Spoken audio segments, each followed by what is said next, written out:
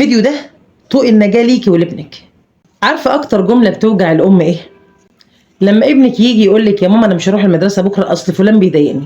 إحنا بقى كأمهات الغريزة بتاعتنا بتدفعنا دايما إن إحنا ننتقم، نروح بقى نزعق ونشخط في المدرس، نقول للولد اضربه، أنت مش راجل ولا إيه؟ مش عارف تاخد حقك؟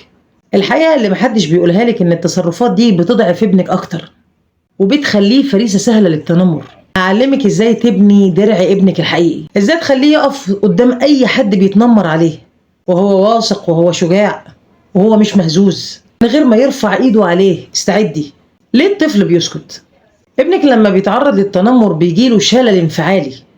يعني ايه الكلام ده؟ هو مش جبان، هو مش عارف يتصرف.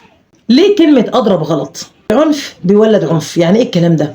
الطفل لو ضرب وما علمتهوش مهارة الرد هيتعرض للتنمر تاني وتالت بس بشكل أعنف من الأولاني. القوة الحقيقية إن أنت توقف الشخص اللي قدامك عند حده بكلمة واحدة وأنت ثابت واثق من نفسك، مش بقلة أدب ولا ضرب. علميه يا ماما يقف قدام المراية ويتدرب على نبرة صوت قوية. علميه جمل الصد، جهزيله 3 جمل يحفظها زي اسمه. وقف حالا اللي أنت بتعمله ده عشان مش موافق على اللي أنت بتعمله. كلامك ده مش بيضحكني، أنا مش حابه. بص في عيني وانت بتكلمني عشان انا مش خايف منك. علميه ازاي يقف صدره مفرود، يقف بثقة. علميه دقنه تكون مرفوعة وهو بيتكلم، ما يكونش خايف. علميه يبص في عين اللي بيتنمر عليه. خلي بالك لغة الجسد بتمثل 80% من الرد. دورك كأم ما ينفعش تتوتري.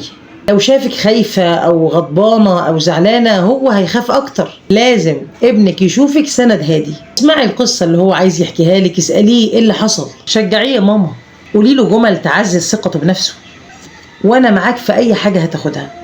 تربيه طفل واثق مشوار طويل صدقيني، بس نتيجته بتعيش العمر كله.